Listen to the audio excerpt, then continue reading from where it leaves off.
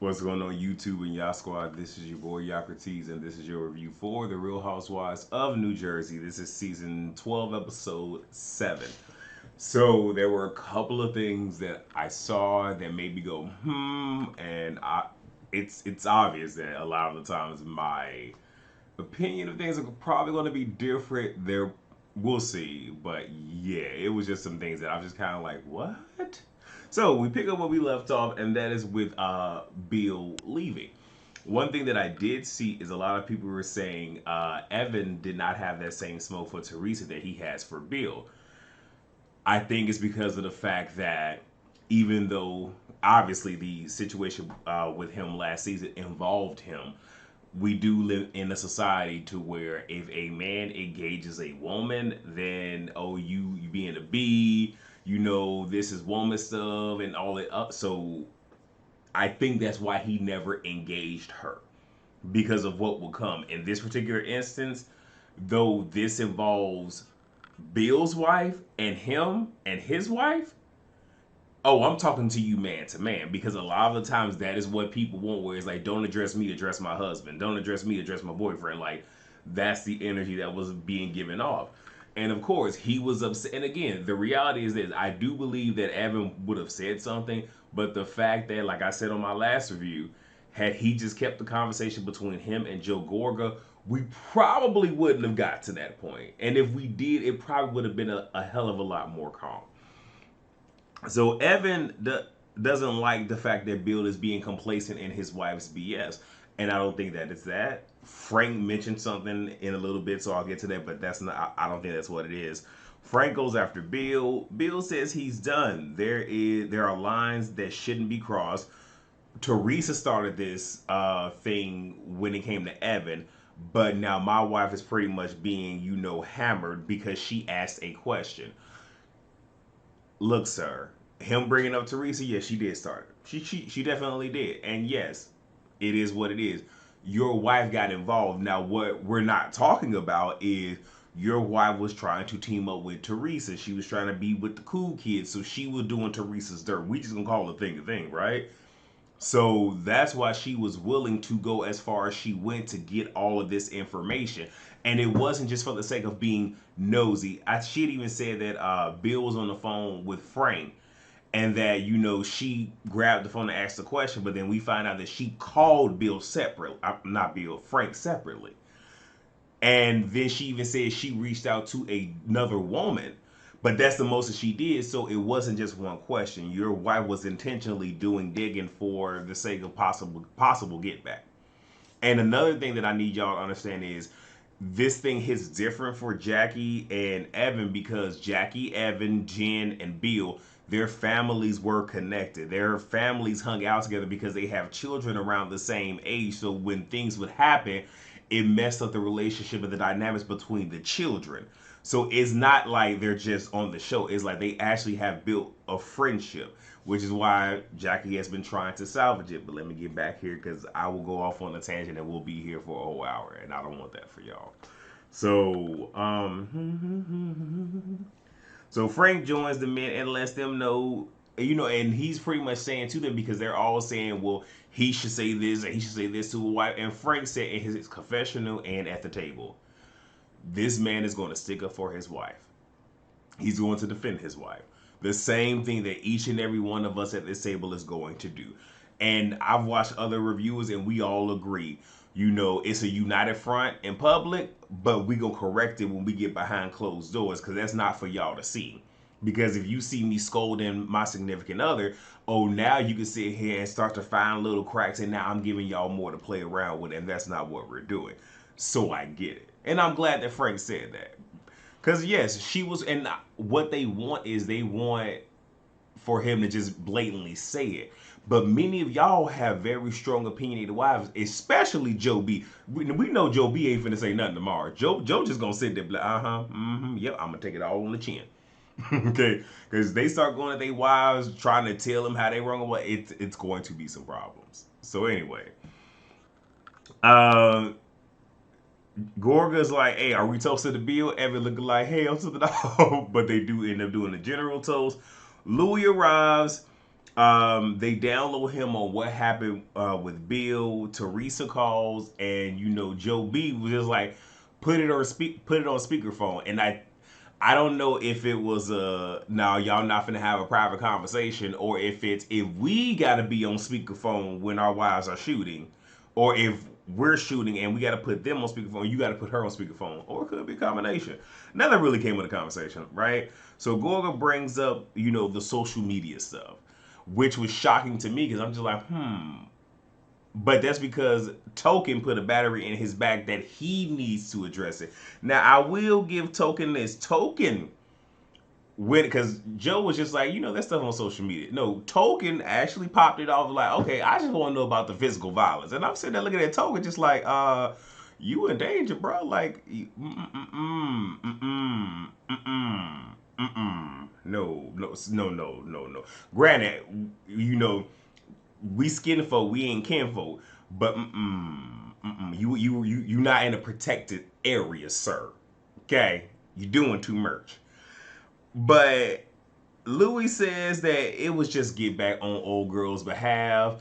Then you have Tiki constantly, I said his name right, Token constantly trying to dig and dig and dig to get more. And the reality is this, it doesn't involve you. And once the answer was given that she's just trying to get back at me, all right, cool. That would have been me like, all right, well, that's good enough for me. Cause it ain't none of my business, and as long as you ain't around my wife and you ain't putting paws on my wife, I really don't give to. Oh, anyway. Then Louis brings up a rumor that she had stabbed her ex-husband. Rumored, and they were still in a situationship when that happened. Now, and then the guy's just like, and you say, he was like, well, yeah, because I didn't know if I believed it, but what he was doing is he was using it as a deflection tactic in addition to trying to discredit the woman. Now, here's what I'm going to say, because to my knowledge, one, I found out about this when most of y'all did, because I don't really follow them on social media. Number one, number two, until the woman comes forward and she gives us, all the deets and whatnot and the evidence, all I'm gonna say is this: believe the woman, protect the woman, but at the same exact time, Louis is innocent until proven guilty. That is it. It is a neutral stance. I'm moving on. Um, and then pretty much Gorga decides, you know what? I'm gonna just let this ride because if I do too much, I'm gonna be on the outs with my sister. Now, everybody is with their respective partners. I just wanted to mention that Louis tells Teresa that Token brought up the allegations by way of his wife, and Teresa's very upset because it's just like, one, Tracy is all up in my business, and then why are you sitting here and giving your husband this information to bring to my boyfriend? Like, what are you doing? You're doing too much. So now we get Jen. I'm sorry. So we get Jen and her family. Bill pretty much shares that he stood up for her and like, I'm not gonna sit down and just let a group of people, disrespect my wife. And I think what was different between this and that little pool party was it was women on women. This is an instance where it's all men. So yeah, no, y'all not gonna talk crazy about my wife. Not while I'm sitting here. We're not doing that. And Jen is happy about that, but she feels that his silence is compliance. Like, you're not saying anything, so it's almost just like, it's not helping me right now. She wants him to be more emotional and increase the dialogue, and she's like, he's been like this. Now, I forget how long they've been married, but yes, people can change. It does take time for things to happen, but you know the man that you married. So now you want something of him that you never required of him before. That is not a problem, and you have every right to sit here and want better. But again, you knew the man that you married, so it's one of those where either you gonna shit or you gonna get off the pot. That's really all that it is. We get Dolores. We find out that Frank has finally finished up her house enough to where the children can move out of her townhouse into there. Now there's no furniture, but it's coming. And I'm sitting there like, okay, Dolores, I see what you doing. You don't want the kids in there so you can, I ain't mad at you. Do your thing, baby. They talk about anesthesia, And Dolores feels it because she's just like, I don't know if that's going to have an adverse effect on my mother because she has to be put under before they can even, do the surgery. And her daughter, Gabby, when I tell you cleared her so damn quick, I was like, what? Because she was just like, oh, just how, you had surgeries and you went under anesthesia all those different times and you never told us. And Dolores flipped her off. I'm just like, you ain't had nothing to say. You ain't had nothing to say. It was funny. But we also find out that she pretty much has been getting it, like David has been there with her mother the entire time, whether he's doing something or one of the other doctors is, he is there making sure everything is good to go. But she has to find this information out, not through David, who is right there that can give her the deeds and break it down from medical terms to layman terms. She has to get it secondhand.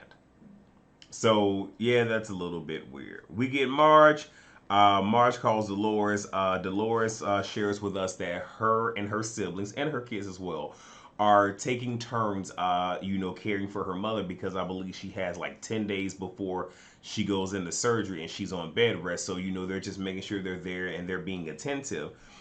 And Marge invites her out for a spa day, but says there will be no gin because we don't need no turn up. This needs to be peaceful. But here's one thing that I do want to say, and I'm gonna paraphrase this, okay? But Black Panther was one of those movies I loved, and it was one scene where T'Challa's father pretty much said something along the lines, "As a parent, if I don't prepare you for my death, I have failed you as a parent." Now, yes, there are times where, some parents pass before their children are old enough to really grasp it and whatnot, freak accidents, all the other stuff. But in just regular living, we all know the circle of life. Shout out to the Lion King. We all know what that is, right? And we know that it's coming, right? Like even with me, like when I lost my father, obviously I knew it was coming. The thing is, it was a freak accident, and it just happened. Now, did he prepare me for it? No, but I've dealt with death pretty much my entire life since the age of what, 8 or 9. So it was one of those, like, once I had a moment to deal with it, it was okay, cool. And I'm even currently living in the same building, separate floors, separate apartments, with my mother, and it's one of those where she's perfectly fine. But again, I am as prepared for it as I can be because I know it's going to come at some point. I know it is. So I have prepared myself, even though that's technically not my job, but I have to, get myself in a certain headspace. But for parents, especially if you have children that are old enough, you need to start preparing them for making sure that things are done and not waiting until if you are allowed the ability to get sick and still get your affairs into order. Okay. But nevertheless, Teresa has her 1 year I'm sorry, is talking to her girls about her 1 year anniversary. Gia says that she was concerned when her mother first met Louis, especially given the time frame, just losing the parents, all the other stuff, and also because of the stories that were out there. Now we all know Teresa lied when she said Gia didn't know. But anyway, we get Melissa. She's talking about her daughter. Antonia's sweet 16, and she's pushing this heavily. Her daughter really doesn't want it. I'll get to that momentarily, but one of the biggest things from the scene with Melissa is y'all need to listen to y'all kids.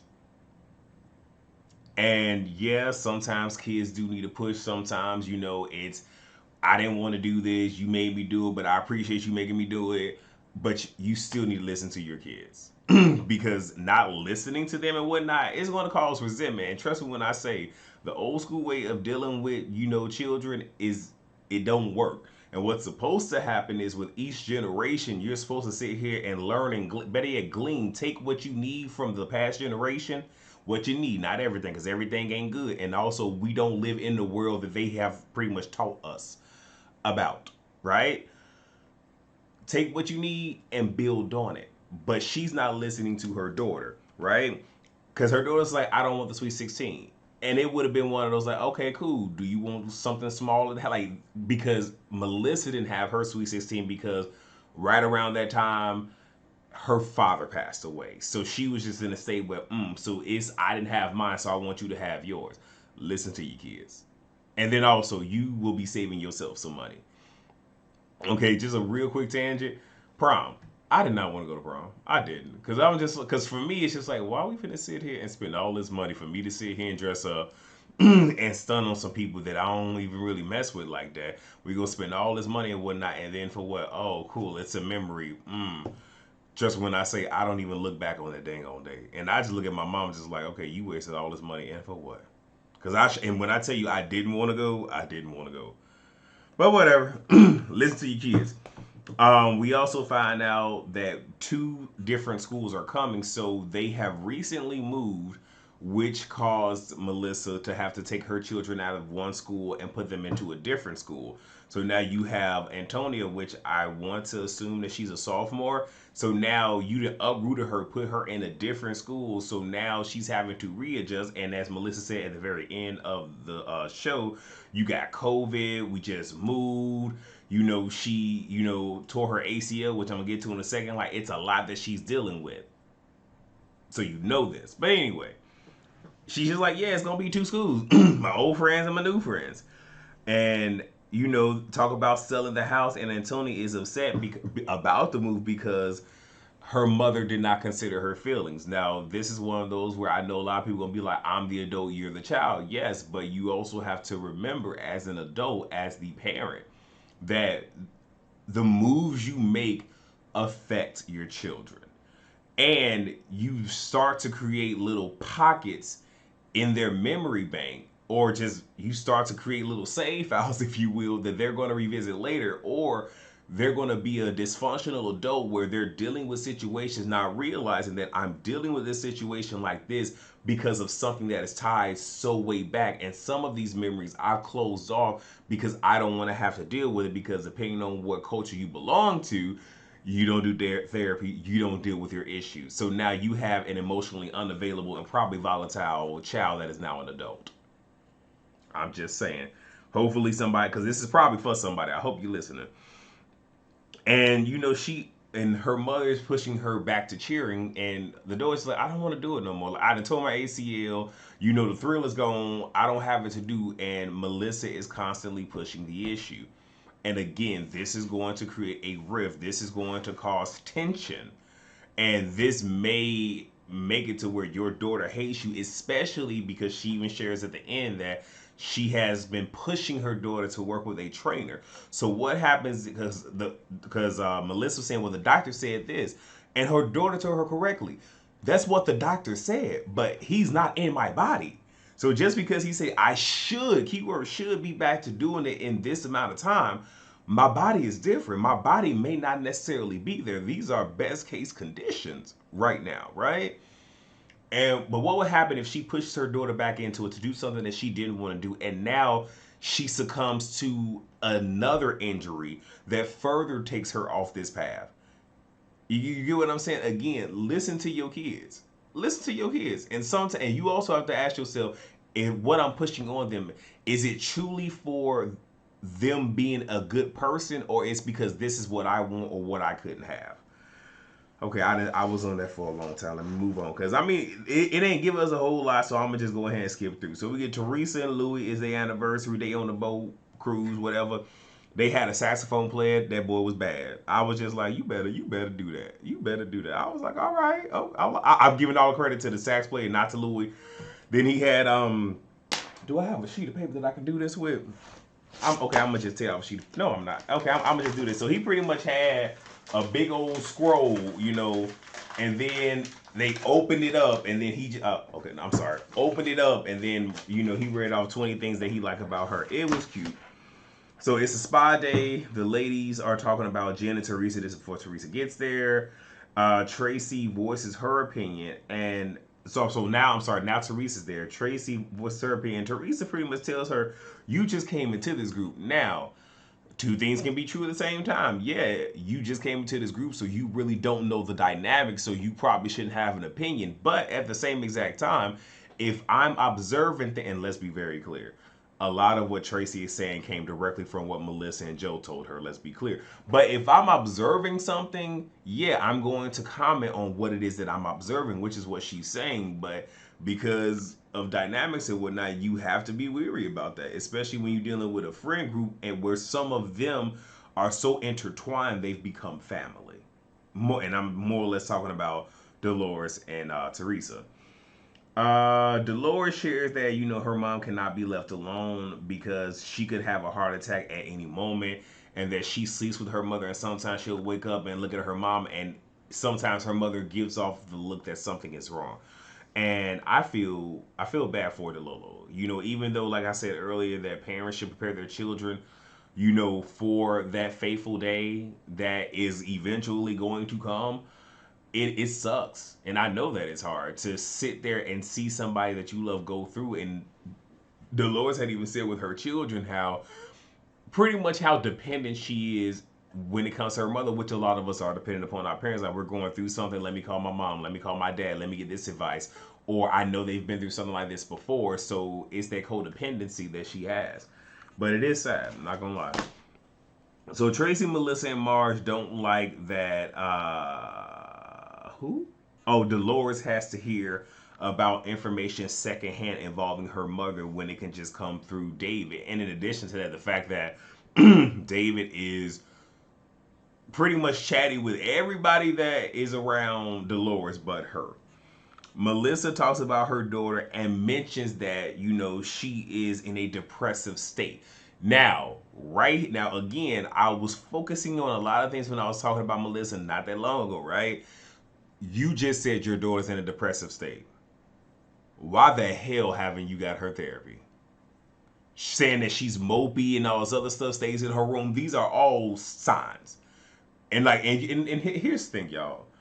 When it comes to people wanting to not be here anymore, I gotta choose my words wisely, or them going through stuff, or them possibly wanting to do some bodily harm to themselves, right? People love to say, "Oh, there were no signs."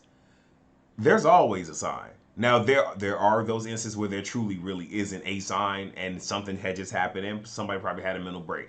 More often than not, there are signs. Clearly, your daughter is giving you a list of signs, and she's even vocalizing certain things to you that you're playing to the left. Now you're saying to these ladies that you feel that your daughter is depressed, do something about it. Now you finally have a storyline at the expense of your child. But nevertheless, moving on.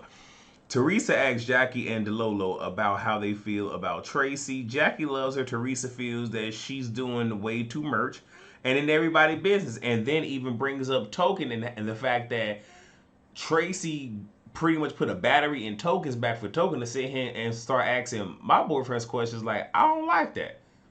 And I'm glad that she's not directing the energy towards Token. It's just, I don't like Tracy because Tracy's on something.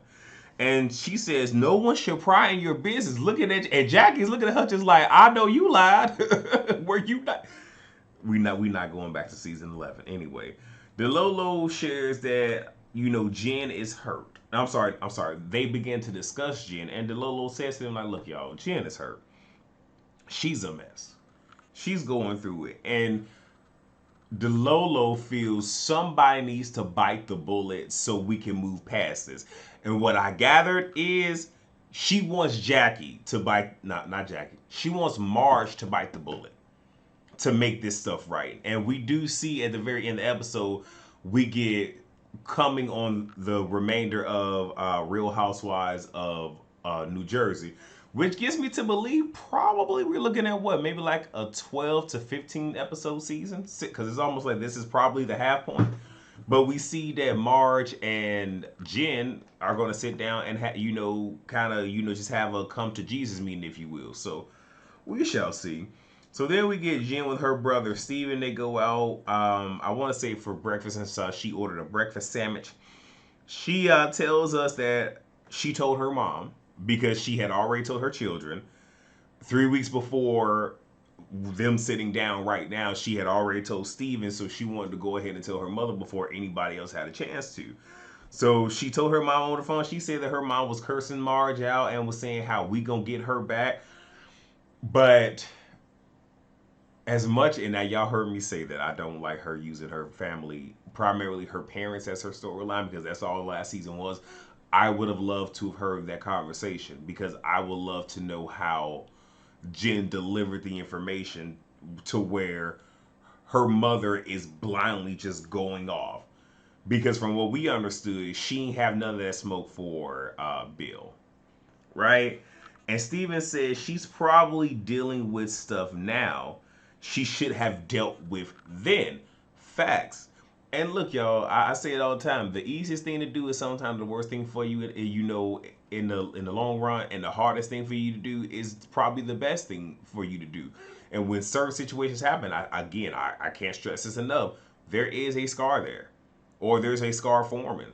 The right thing to do would be to, disinfect that area, go ahead and clean out whatever it is that's in there, sterilize it again, and then allow your body to naturally heal. Is all of that going to her? Hell yeah, it is. But what tends to happen is we sit here and repress stuff. So now there is a scar there, which there's going to be a scar there regardless. But now there's scar tissue all up in the inside. So now they're having to cut this thing open, and rather than just disinfect it, clean it, and let it heal, now they have to remove all of that scar tissue, which is going back down memory lane, which is having to sit here and deal with stuff that had time to fester over years. And the removal of the scar tissue is it's a killer. God forbid there's complications, and now there's other stuff, and then stuff has spread to other parts of the body. Like, and this is before you can even get to the point where it's disinfected and now it can heal. It is a process. And the fact that she just chose to bury it and not deal with it is an issue. Now, I'm not going to lie. I do feel some of what she's giving us is put on. I'm just saying. But nevertheless, she doesn't know where she and Bill are in their relationship. When she brings it up, he doesn't want to talk. He doesn't want to go to therapy either, because he feels that it will open Pandora's box in terms of, instead of just talking about this one issue, because if you've done therapy, a lot of stuff goes out there. Like, you'll be in there for one thing, you look up, you done told 20 different stories, because it branches off into other things, and you're just dumping, you're just getting it out, which is again, it's therapeutic. But he doesn't want to open Pandora's box with no way to close it. How many times have y'all heard me say it on this channel, especially when you have people trying to do, like therapy and sit downs and whatnot, and they're not technically qualified? And I say, do not open up Pandora's box if you do not have a surefire way of closing that thing.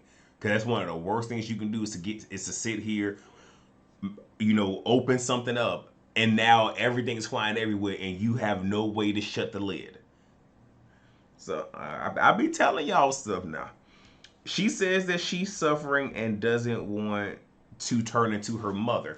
When she said, now that was a part that I'm going to give this a week. And if I feel like it, I will probably readdress this at the beginning of next week's episode, review. But you don't want to turn into your mother, but you're very male identified, where your mother was telling you about what she went through with her husband, your father. You literally just played her feelings to the left. Just like, well, I ain't experienced that. So, I mean, and then he would try to be like, well, are you sure you're not this and that? Like, part of me wants to go back to last season just to find that moment. And I might do it if I have time, because y'all know I'm in the middle of spring cleaning, getting ready for Passover, which is next month. If I have the time to go back to last season, because I got Peacock, it's on Peacock, I'm going to find that, transcribe it, so we can talk about it. That might just be a separate video all in itself. No promises, but, oh, you don't want to turn into your mama. Well, your mama tried to told you. Anyway, I'm going to stop, because I'm going to sit here and I'm going to go all the way off, and I want to keep this video monetized. That's all I got. Thank you guys so much for watching. Please rate, comment, subscribe, and share. I will see you all for the next video, whatever that video may be. Peace out.